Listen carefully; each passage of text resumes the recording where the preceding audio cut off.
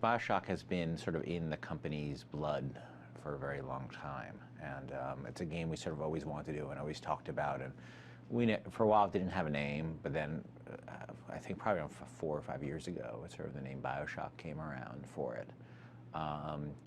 And we always had a bunch of design principles that were pretty firm, that it was a game that was going to take first-person shooting in a different direction, build upon principles of games we had done before, like System Shock 2, but really then take a different tack with that, where that game was very sort of under the hood, numbery and RPG statty, to really say let's work on world simulation and immersion and AI, and build up player choice through things he can see in the world rather than numbers that are working under the hood. You know, we really started with this idea of, well, let's make a game like Shock 2, but make it our own, make it different. And, you know, we didn't really have a story or anything like that. All we had this idea for what kind of gameplay we wanted. So this kind of emergent world, a sandbox world, and we just wanted to build out from there. When it first started out, it was set in different times. You know, it's gone from everything from modern day to the far future,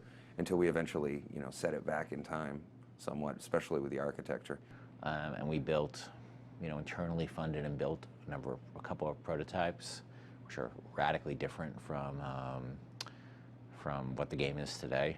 But I think, you know, when you're trying to do something like BioShock, it's not something you sort of wake up one morning and like know what it is right away. And it was, you know, the collective talent of a lot of people and a lot of time to get the game where it is today.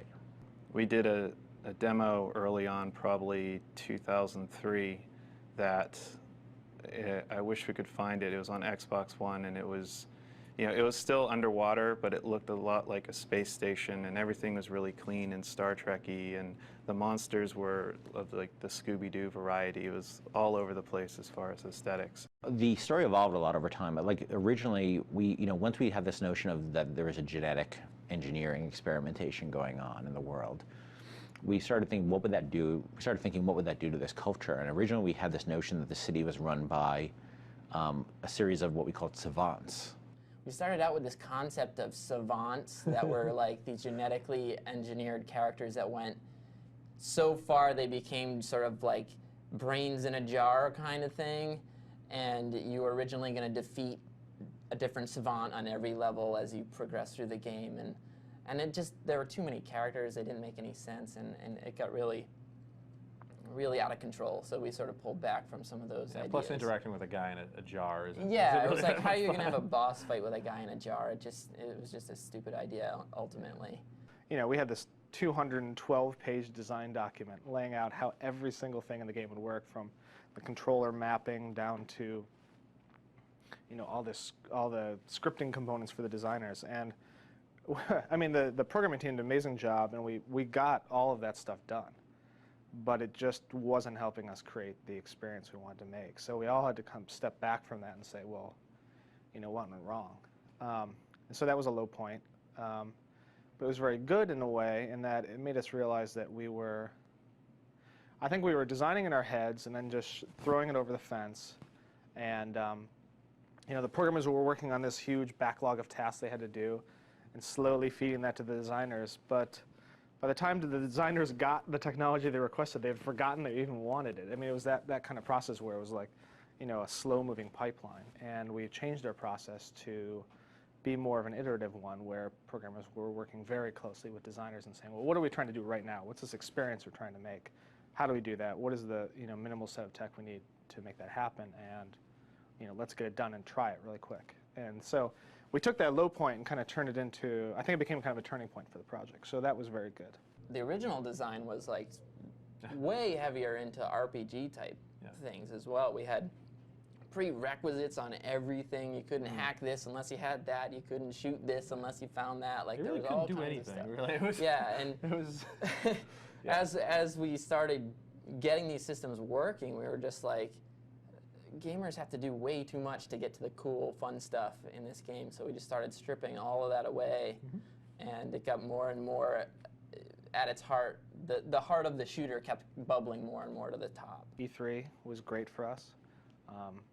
That was, I think, the first point where the team I mean, one of the great things about working on games is that you work together as a team, and you go through these like crunches where you're all driving towards this huge deadline.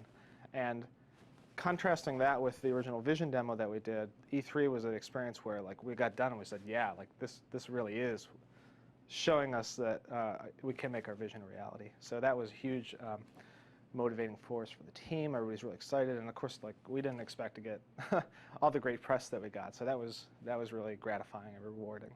And we looked at all these cool systems we had and all the weapons and the plasmas. We said, well, if we took all this stuff and like really focused on a shooter, we could have the deepest shooter like pretty much ever. And Right. we didn't want to miss on that opportunity. You know, the E3 demo was kind of showing you the mood of BioShock and the world and the art direction. And for Barcelona, we wanted to show people, well, all right, well, we've shown you how kind of creepy and different this game is and why it's interesting visually and conceptually. Now let's show you why it's going to be an amazing shooter.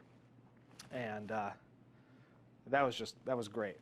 Basically, you know, took all the little bits of the game that happen emergently and threw them all into one demo so you can see like what happens when all hell breaks loose in this game. What we did with that, we had this huge chunk of a level and sort of all these things sort of sprawling around, and then Ken came in one day and he was like, okay, here's the theme of the demo. The theme is hunting the big daddy. I want to know that we're starting here and our goal is this and we do these things on our way and then we get there and we have the climax. And it's the combination of him having that vision and us knowing how much we have to throw at it that makes a presentation for the fans. It says, like, look, we're just telling you a little story. This is how to understand our game.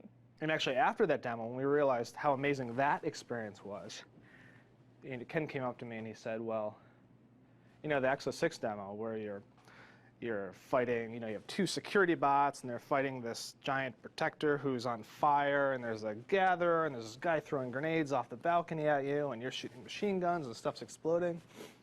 He says, you know, it's amazing. I'm glad we pulled that off. Now, I want the game to be like that all the time. And I looked at him and I was like, I don't know if we can do that.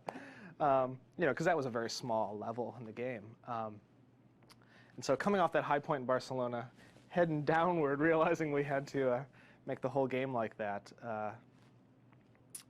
that took some adjusting. But then we actually started pulling it off, which is great. You know, our tech team in Australia has been just optimizing. And just when we think we've squeezed the last ounce of power out of the PC or the console, like they find another way to improve it. And the game is actually like that all the time now. You're constantly having these massive battles, all kinds of crazy stuff going on. And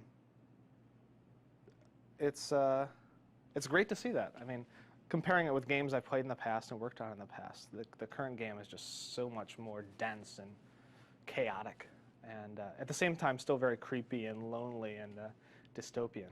So I think we kind of achieved our vision, and hopefully people will like the game.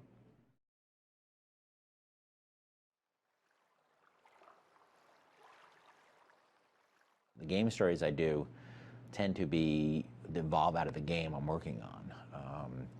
You know, sometimes they're very natural. Like when we made Freedom Force, I wanted to make you know, I wanted to make a real sort of on-the-nose comic book story. And System Shock 2, we had, you know, we had something to start with. We had the System Shock world to start with. You know, in Tribes, we worked out of that universe. But here it was like we really sort of were starting something that had no real precedent. And so I was sort of like waited for the game to tell me what the story should be.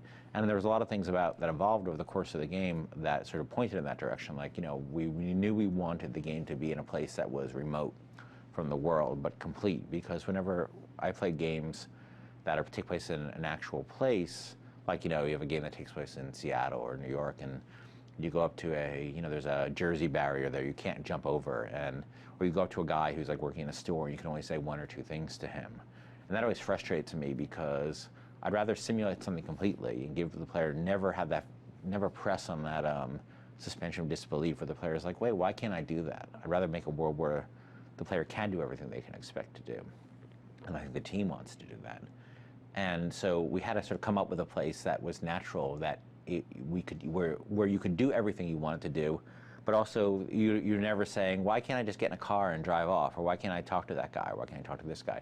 And you know, this underwater city sort of came out of that if there was this place that was cut off that you couldn't leave, and that was self-contained. We could really go to town and simulate not just the world, but the culture and the products and the people and the history. And I didn't want to do like a strange science fiction world, because that's always going to be hard to relate to. So we made a place that was sort of like its own little alternate history. And everything sort of evolved out of that, because I had to ask myself, if we're going to make this believable, why would somebody build a city at the bottom of the ocean? And that's where BioShock's story came from. Is like asking that question, why would somebody do this? And trying to come up with a believable answer, and everything came out of that.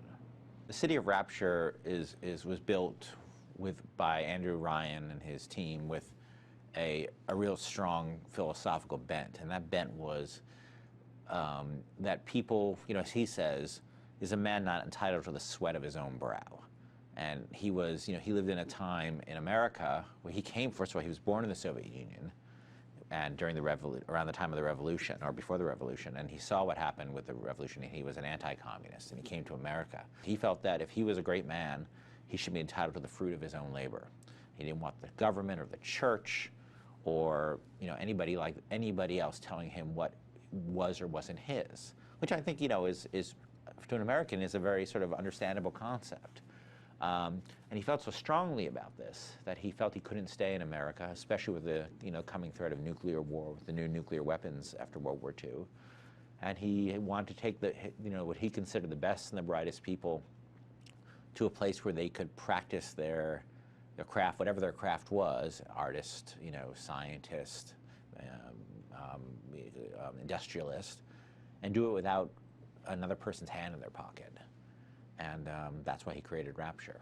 In BioShock, the Civil War happens because of very natural things: greed, sex, jealousy, power, all the things that screw up everything in reality, and also the things that drive us all are the very things that cause the Civil War in Rapture. The great thing I think about BioShock, from where I'm sitting as a writer, is that nobody's perfect. Like there are no paragons. There is no Gandalf. There is no Ben Kenobi.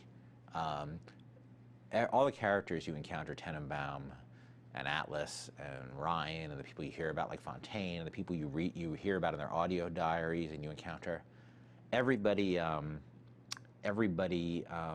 is flawed in substantial ways. And you're sort of put in this position with all these moral choices of like, who am I going to listen to? And there's no black hats and white hats, and everybody's had a sort of a dark gray. Well, the diaries are a great way of telling the story, though we have to assume that not everybody's going to listen to all those, because these are people playing a first-person shooter. There's going to be a contingent of people who really care about that, and we really support them. The story is really detailed and rich. And there's an incredible amount of detail. You can put the whole history of Rapture together from those audio diaries. We very carefully wrote them and chose them.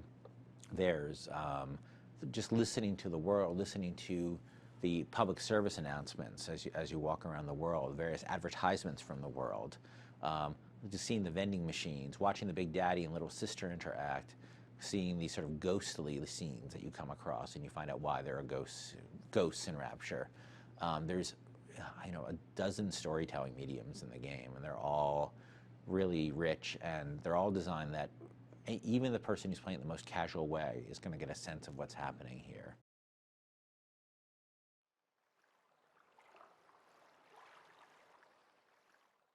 It's a challenge. I mean, it's always a challenge, and this is a challenge that's gone on as long as there's been video games, and certainly it's been highlighted since the age of 3D video games, because you have artists trying to achieve what they're trying to achieve, and designers, trying to achieve a game space and a play space. I mean, in the best situations, you find that they complement each other, that a space that's good for tactical combat tends to look good for art, because it means there's pillars and architectural features and light in different places.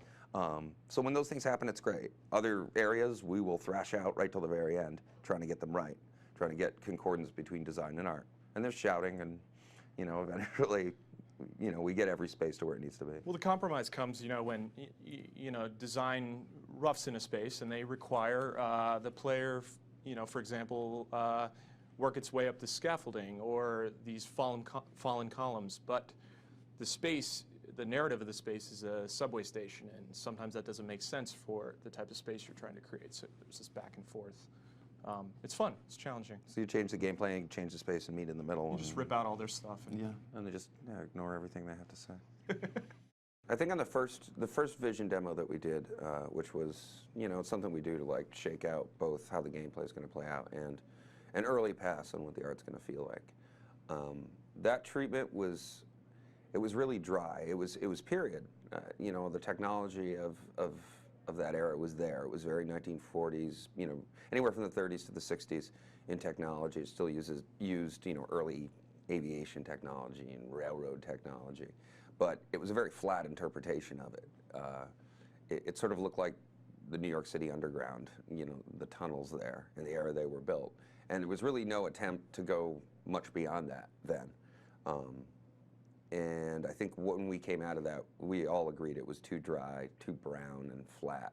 it was also more of what you would have expected from an undersea base. Yeah, it was. I think that we came into it with the idea of, well, how can we actually make this work? How would it be practical? It just came out looking way too practical. Yes, they would build everything with concrete and tiles, but that ended up being really stale. It looked like every level was going to sort of feel like that. So from there, we had to turn, and we did a few early attempts at this. One of the first was the train station, which still exists sort of in the game and welcome as the Kashmir restaurant. And that was the first time we started using things like carpeting, parquet floors,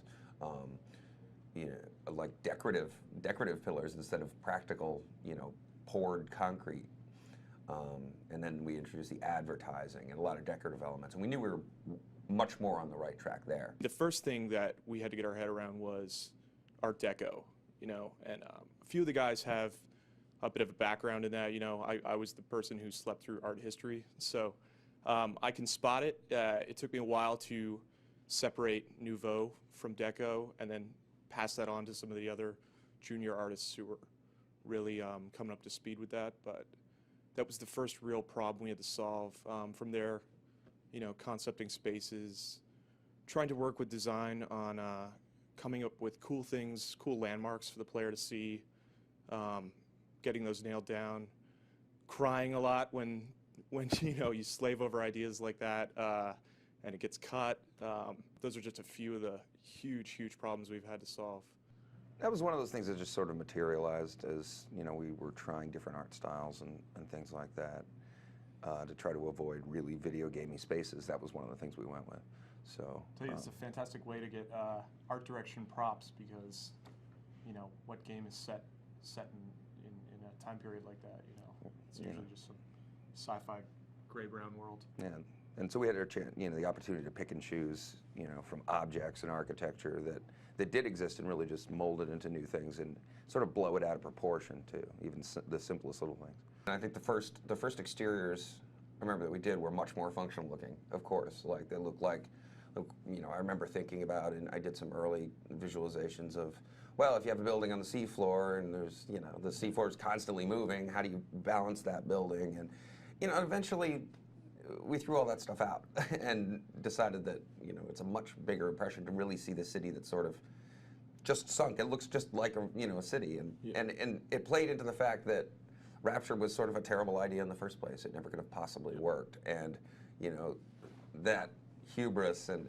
that vanity that they thought it could work, it played better to see an entire city. It needed to look a little preposterous and ridiculous, but also beautiful. And it's easier, I think, for the player to identify with that time period and, with what we were intending to say about this being a city rather than it being like these domes on the seafloor. We would do walkthroughs of the level and, try to hit key points that make the player feel they're constantly underwater, whether that's a leak in the ceiling that's depositing water on the floor. And you never know how that stuff's going to work out. You kind of put it in there, but once it got in there with final effects and sound, I think it turned out to be really convincing. You can't turn a corner without, seeing or hearing or feeling water in some way. When we first started building everything, we would go through, and then Scott, our director, he would go, dude, you have to flood the area or something. Put some water somewhere. Make people drowning. Stick things.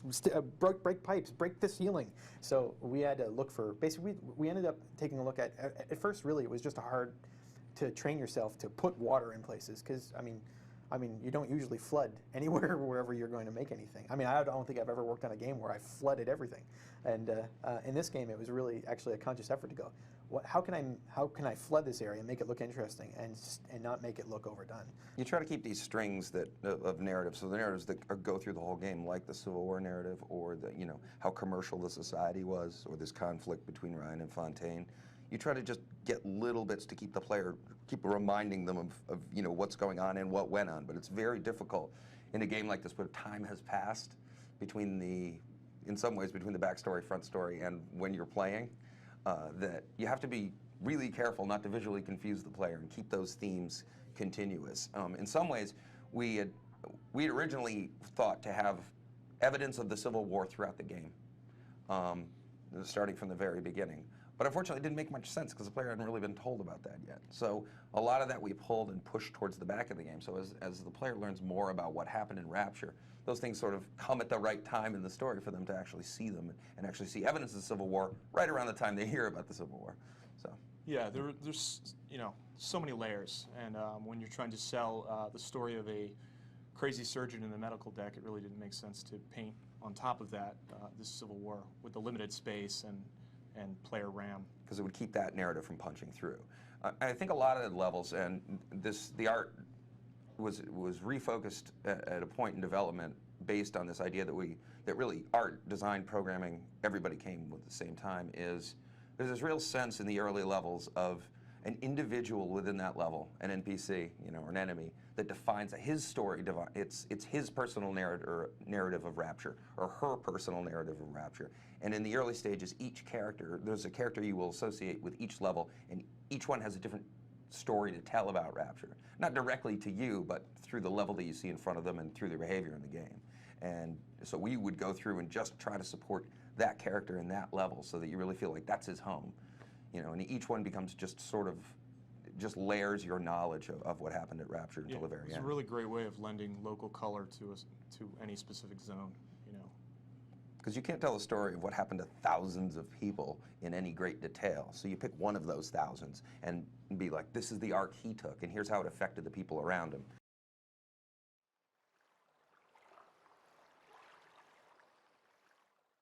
Of the characters in the game, the Protector is probably the one that has changed the least. That concept of guys in diving suits being these big, tough Protector-type guys has pretty much stayed with us the whole time. He was the one thing that stayed, that was persistent through the whole development process. Once we really started and sat down and started doing concepts, he was what he would look like entirely changed over a period of a few months. The very first drawing I did was a guy in a dive suit, and we knew we wanted those guys in. But the actual details of what that would be for the Big Daddies did change, but we always knew we wanted a guy in a dive suit. We originally had 4 Protectors, and we had to, we made one cut, and then we made another cut, and we're down to 2. And we had put in a lot of work to one of the Protectors that, in the end, we realized that if we wanted to have the polish time for the 2 main Protectors, that we would have to cut this one that we called the Slow Pro. The Slow Pro, It's the heavy artillery. yeah, he's basically the tank. The Slow Pro was his full name. Again, we have the dumbest names, I apologize, but Slow Pro is Slow Protector effed up melee. Nice. It's for the kids, If Nate was in here right now, he'd be crying. It's his favorite concept. One of them got cut, which I'm not happy about. Yeah, he was cool. That was maybe my favorite one. Yeah. It's still not clear to me why I got cut. Probably just to hurt me. Originally, we had the whole ecology system, and the gatherers were actually not girls. They were these slugs, these little slugs that flew around, and if you got near them, they'd roll up and start clicking, and that's when the Protector would come in and attack you. And we had the full animation for those guys were working fine, and you step back and it's like we want to build this relationship between the Protectors and the gatherers, and nobody cares about a slug. It wasn't really much of a choice to whether or not you wanted to harvest them or not. It was just like, that's an ugly sea slug. I want to kill that little. Yeah. It was like you just wanted to stomp on them. Yeah. They were really nasty, and they just looked like things you squished. But it took us like a long time to find a gatherer that we liked. Yeah. Like we went through, we started getting concepts from everyone internally was working on it, and we even had outsourcing concept artists like throwing their ideas into the mix. You got to dig some of those up. Remember the little squirrely Yeah, guy there was this that little. like- There was one that was like this little like gerbil man. There were crabs. There were, going with the whole underwater theme. There was a consideration they might be monkeys at one point, which that idea didn't last long. I'll admit it, my bad idea was a dog whose front legs could move, but its back legs were bound in a wheelchair, going around eating stuff. Yeah, that's a bad idea. There was like this little hunchback Oompa Loompa type of guy, and eventually we started seeing that the more humanoid we got, the better it felt. Ultimately, it came down to just you don't have sympathy for any of those characters, or you don't want to interact with them. And then Rob Waters, our in-house concept guy who worked on all of our stuff in recent years, drew this incredibly creepy looking little girl, and that was like, this is the way we've got to go. It's incredibly creepy, and it can be expressive. And one of the biggest problems with the slug back in the time was he had no appendages, he had no face, he had no eyes. Like you He had just no lower jaw even. yeah, you couldn't even. You had no idea what this thing was trying to communicate to you as a gamer. Having her evolve from an insect into, another tentacle monster, all the way to this idea that it's these little girls. I think it was just exciting because you're crossing a line there I don't think people expect, and having Ken come up with ideas like that, and these challenging ideas you have to illustrate and sell to an audience, and make it edgy without going over the line. I think that was just rewarding, challenging. Hopefully we've done a good job with that. Specifically, the splicer characters changed a lot over time, and they came from a lot of different places. It was before I think the story had really gelled, and before the architecture had gelled. And interestingly enough, those have a lot of effect on what the characters are going to look like, because they really have to sit down in that world and live in that world. And we talked before how we changed the aesthetic of the facility from much more industrial, practical sort of place to a much more residential place. And I think that when we saw that happening in the architecture, then we realized we had to go back and look at these splicers again. And they had to be as sort of domestic looking as that world. So they, some of the original passes, you'll see monsters that, are very monstrous. And that was one angle that we were thinking about, that there were genetic distortions and how maybe they even specifically mutated themselves to be able to use certain weapons better, or like things like arms would go away because they didn't need that arm. They had such a specific duty that they'd created for themselves. And then again, as we moved away from that, we basically went back to square one, and then Rob took over, and we came up with pretty much the splicers you see now. A lot of the distortions in the faces came from, actually Ken had found this thing online, and it was called Project Facade, which was, it's terrifying. It basically was some of the early attempts at sort of plastic and reconstructive surgery to treat soldiers at the end of World War I who suffered horrible injuries to their face, and it was these sort of creative solutions to reconstruct their faces. And of course, the medicine wasn't really there, so sometimes the product was as terrifying as where they started out, but those were kind of a disturbing inspiration for some of the faces some of the ways that you see the splicers' faces are distorted, came from looking at those pictures. Yeah. Cringing at those pictures. Yeah. The other reference was looking at old mugshots from the 1940s. For whatever reason, just times were harder or whatever, and you could just really see it in their faces, and just some of those portraits were just sort of inspiration for, a really sort of different looking character. And hairstyles, just Yeah. some really bizarre hairstyles. Yeah. For criminals then.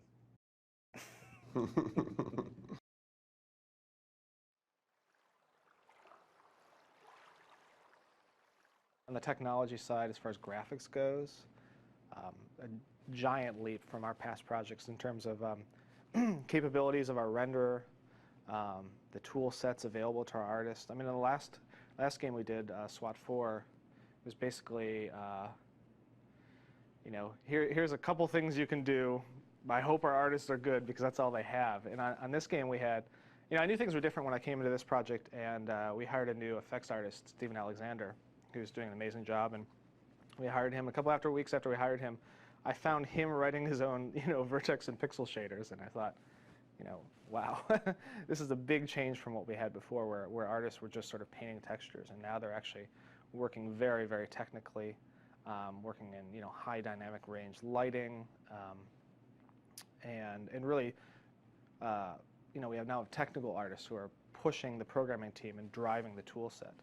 And with this current generation of technology, we're actually able to do a lot of this stuff because it's actually really easy to create new effects, and the hardest part is really making them fit consistently in with the rest of the pipeline.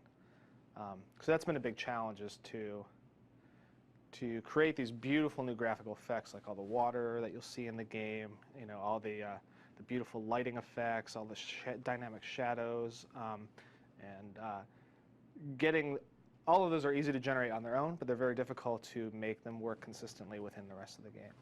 And that's necessitated another huge effort and very careful planning and a heck of a lot of luck. I mean, we have a amazing team in Australia who are doing, you know, just focusing on the core technology that lets us build the game.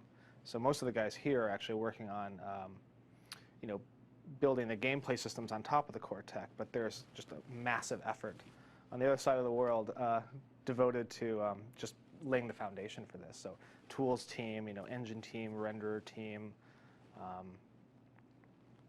there's lots more. I just can't remember them all. But yeah, so there's been a lot of effort gone into the tools just to allow people to create the kinds of experiences that we're creating now. So giving the designers the ability to do complicated scripting, building this huge AI system, which just allows the player to do basically anything he wants, has been a massive challenge. And I'm sure John Abercrombie, our AI programmer, our lead AI programmer, will talk a little bit about that. We have our own behavior system that we've used before, and we were able to bring that over from a previous project and reuse it and extend some functionality of that. And basically, it allows us to, you know, encapsulate behaviors and have them be hierarchical and interrupt each other and those sorts of things. And it's called Tyrion. And because we had worked with the system before, we had a lot of experience with it, and we could, you know, we knew, we had knowledge of how to use it well. And it allowed both us and the other programmers who had used it before to really do a lot more than we had, and prototype quicker and get things done faster than had we not had it, had we used stock Unreal. I think there's two big things for me that I spent time on. One was the interactions between the Big Daddies and Little Sisters, and we spent a lot of time like prototyping different behaviors and deciding which ones to go further with. And that was a lot of more time was spent doing that up front than later on. And the other thing is getting the splicers' attack behaviors correct, figuring out how they were going to fight to start with, and then building upon that and coming up with ideas that they could do things to make them more interesting. And certainly, I think those two would be the biggest things that I worked on. On the animation side of things, we actually haven't taken what Unreal 3 provides. We're built on top of Havoc's animation SDK, which provides the groundwork for doing things like inverse kinematics and animation blending, animation playback, all sorts of good things.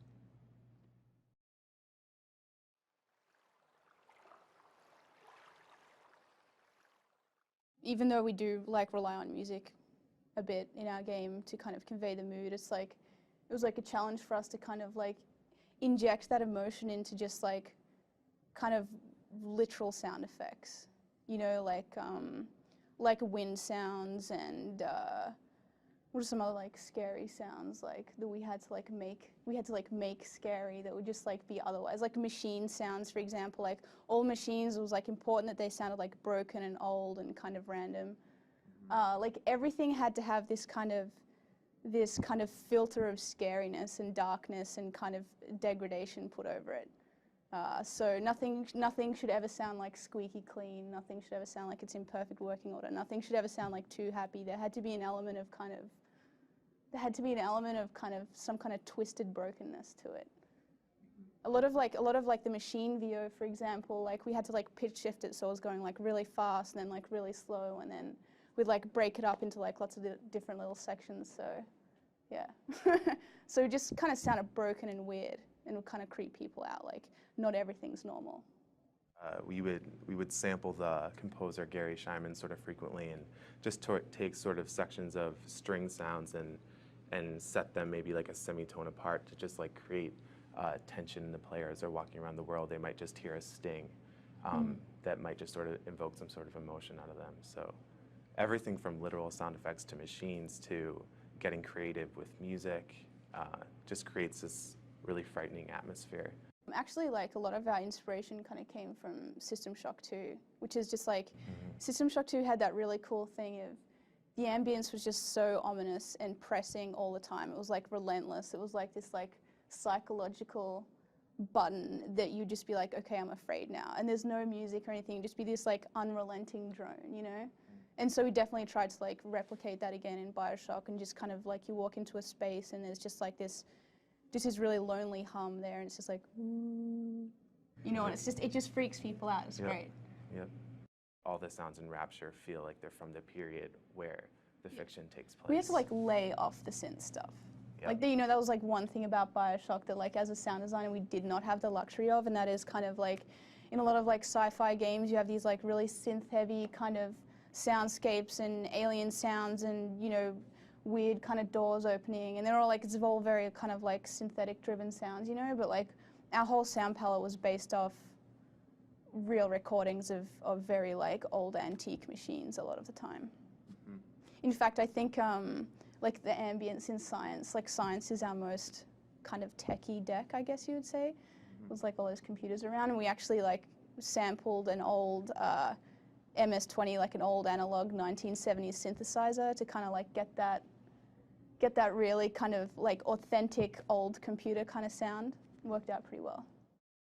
Our soundtrack is incredible, and it was composed by a guy called Gary Scheinman, and he was just like really into kind of the music direction for BioShock was this early 20th century like avant-garde kind of experimental orchestral stuff, which is a tough direction to nail. And I knew like Gary Scheinman was the guy for it, because anytime like he would like send me his own personal listening collection, the stuff he'd send me would just be this like, you know, completely weird avant-garde orchestral stuff. So I was like, he was the guy for the job. So our score for BioShock is like, I don't know, I consider myself a fairly comprehensive gamer, and I've never like heard anything like it. So yeah, and also we had like a live orchestra. Like a lot of the guys from the LA Philharmonic are kind of playing. You can hear them playing in the background. We have like a really, really amazing like virtuoso violinist who plays all our main parts, which is incredible. Because we really wanted to get, and actually like when we recorded the orchestral stuff, we really wanted to get like the sound of, you know, humans, like turning pages, you know, like moving their fingers on the violin strings. Like it was very important that this didn't sound like a modern Hollywood score at all. It was very important. It sounded more like a very old recording of, you know, of humans playing music, and that was definitely the direction for BioShock. Like even mistakes got like left in, whereas otherwise, you know, in like scores, you know, in other scores for games that are kind of like are big budget, you know, they have that very spiffy kind of feel to them. But yeah, we definitely wanted everything to just be completely human. The process of voice recording was something that started out, I think we underestimated the scope of the amount of voice recording we have to do for the game. Because I've done a lot of games before, and somehow BioShock just got huge in this regard. And the amount of time writing, the amount of time recording, the amount of time casting and recasting was giant. It ended up being a huge project, and we had recorded in LA, recorded in Boston, and we recorded in New York. And so it was kind of recorded all over the place, and I don't know, it was probably 40 or 50 different sessions. Like, it was just huge. It's not, all right, Marine, let's, do this and that, the sort of standardy things you see in video games. There was really a sort of broad range of characters, and making sure that they were not too, either too sort of not projecting their personalities enough or cartoonish, and finding that space between those two things was really challenging in a game like BioShock, because it has to be believable. That's the whole thing about this world. It's like this fantastical world where people have to believe in it. And you have guys like Sandra Cohen who are, they're out there, but you have to believe this guy could actually exist. And you have guys like Steinman, you have to believe it exists, these crazy people. And then, Ryan and Atlas and Tenenbaum, the Little Sisters, those are all really tough characters to get, because they're really big personalities, and all you have is their voice. It's like radio. You don't have the actor's face. And if we had these actors' faces, it would have been so much easier, because they're all very capable actors. You don't have makeup. And you have these guys at the end of the day in the game are sort of these these sort of animated puppets, and making those guys be space marines or aliens is usually easy. That's believable. But making them sort of emote and when you see Sandra Cohen, that you believe it's the guy who's been talking to you, that's tough, and to line all those things up.